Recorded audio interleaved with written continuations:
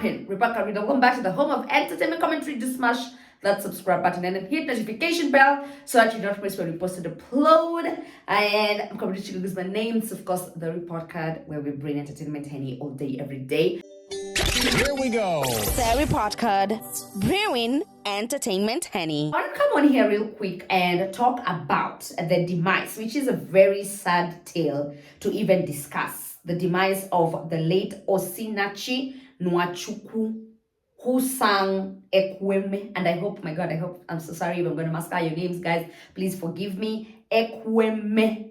Yes. Ekweme. Okay, so anyway, on Sunday, reports came out that she had met her untimely demise. And you know what? There were different conflicting reports out here. People say, she died of throat cancer. Others were like, she allegedly died from unclear circumstances. But pans out. Okay, so the brother and the sister, especially the big sister, she came out and she just said, let's stop this. Let us stop this hiding, this tell and tell things of, us trying to sugarcoat things and not really tell things for what they are. So pans out that the husband by the name of Peter literally hit her on her chest. And that caused clots, and the clots brought some complications, and then she passed on. And according to the sister, the man did not even bother informing them up until 8 p.m. at night, when he casually picked up the phone and then called the moms and then informed the moms that, your daughter is no more because of A, B, C, and D.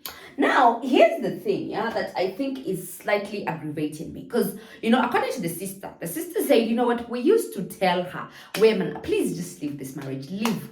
God will understand. And by virtue of her being, I think, a gospel artist, being a church-going lady, a born-again Christian, and then the husband allegedly, or then the husband was a pastor. All these things just make me sick to the marrow. So the fact that the husband was a pastor, and then all these religious things that were involved here, she found it hard for her to say, I want to walk out of this toxic, abusive marriage. Because one, I think like the gospel that is usually preached, and I've read somewhere that the church said that for us, we never used to encourage domestic abuse, but is that really true? I don't think so. Because anytime when you go to these people who are just blinded by religion and don't want to see facts and they don't want to see things for what they are, most often than not, you will be encouraged, just stay in your marriage, baby, pray for your husband, regardless of how toxic he is. Believe in the power of prayer. It will change man. It will make that person better. But it is seldom the truth, especially when it comes to domestic violence. My good Lord, leave. God will understand. I'm not even kidding. That kind of thing where someone just, locks themselves in. Because, then other reports saying that, the neighbors said that this lady used to be beaten literally on a daily basis, and the man used to hurl insults at her, calling her smelly woman, dirty woman, stupid woman. So it just goes to show that the relationship was just not physical abuse, but it was emotional and psychological abuse gathered in one. So when, the sisters and the family that get concerned and they tell her, babe, why don't you just leave this person? Then don't divorce, but separate. Separation is not divorce. But when you're separated, it means this person is staying where they're staying and you are staying where you are staying. So you're not really in close quarters. But she'd go back and say, use the divorce is wrong. I can possibly not leave this toxic space that I'm in. And then, unfortunately, she met her untimely demise. Now, ladies and gentlemen, listen, this is sad. And the truth of the matter is these cases are happening most often than not in churches and in these religious places. But people will not have the courage to talk about them because, you're thinking, so how do I expose my weaknesses? I need to look like a very perfect person. I need to look like the person who has not given up on holy matrimony. I need to look like the person who is literally holding things down because maybe you're afraid. What will society say? What will people talk about me? I am too weak. I am too damaged. I am too broken. Guys, listen. And I'll forever say this thing, and I am the person who takes her own advice. Usinyanyasike kwa mahusiano, usinyanyasike kwa ndoa. Just don't put yourself through suffering just because you're afraid. I don't know what will people say, I'm a born again Christian. I'm a child of the gospel. I am a daughter who has been singing and carry. Oh my God. Upigwe mpaka ufe na mtoto wa mwanamke mwenzako ambaye yeye, in fact there were reports have come out and they're saying that the man has been arrested, but the sister came out and said, listen, no, that's not true, that's inaccurate. That man is still roaming free. No arrests up until now have been made against that guy, and I think it's just like some cover-up thing. And the thing with domestic-based violence, a lot of people don't take it seriously. It's usually you go there and you report, and then they ask you, so what have you done to provoke your husband to hitting you? Or maybe, did you do something? Did you anger the man? Just hogwash and rubbish and jitters. So, sad that the lady had to die. And then they had to cover it up until the family was just pissed and they had had about enough, and they just said, no, she died because she was hit. The man slammed her on the chest. And in fact, how the sister found out is a friend of them both, because the lady had a twin sister. So a friend contacted the twin sister and said, are you aware that that your sister's husband has hit her? And now this lady is admitted in hospital. So they wouldn't have known, because I think to them, or maybe to the husband, these are things that he was used to doing. And you see, he used to intimidate her, used to bully her, used to abuse her, and make her feel like she is not worth shit. Now, let's just recap this and maybe talk about the role that the church has to play in making women feel obliged or obligated to stay in toxic relationships and toxic marriages.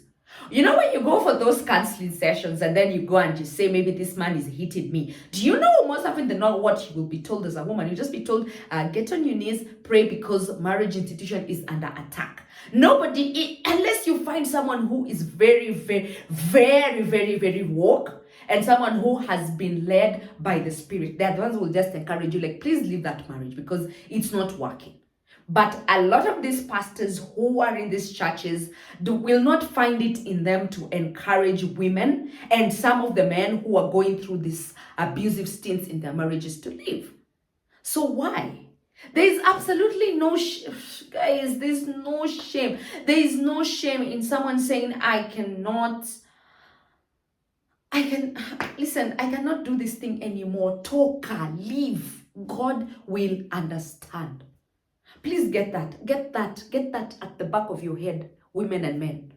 God will understand. Do not tie yourself in a toxic situation or a toxic space because you're afraid I don't know what will be. And most often than not, from what I've learned, is people are not most afraid of what God will say during Judgment Day, but they are usually afraid of the judgment that will be passed by fellow men and women once you come out and you give your testimony that I left my marriage because it was abusive. Regardless of whether you are born again Christian or not, there is no shame in walking out of a toxic space. And I don't know who this I'm talking to. Maybe someone is here and you're going through the same type of mark. You just need to gather your self-worth. You need to gather your strength, and you need to say, I can possibly not do this. And at the end of the day, even if some people will ridicule you, mwisho wa siku, you will live and you will raise your kids and you will be in a good space.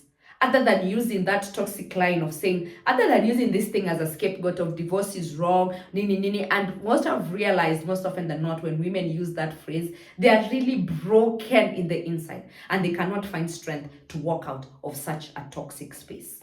So let me know what your thoughts are, and if you do happen to know anyone, whether in a religious setup or not, who is going through gender-based domestic violence, encourage that person to leave. Encourage, regardless of the threats these people give, and then they are saying that man is a pastor. Bro, he might just as well rot in hell. Please let them arrest him. But you see, the thing is with these things, as I'm saying, Africa here, we don't take such things seriously. He'll just probably be there saying, oh, you people, you're trying to accuse me falsely of things that I've not done. There's no evidence. I did not kick anyone. And then he just goes scot-free and he gets a choir girl and marries choir girl, and then life goes on. Oh yeah, let's move on with life kama kawaida.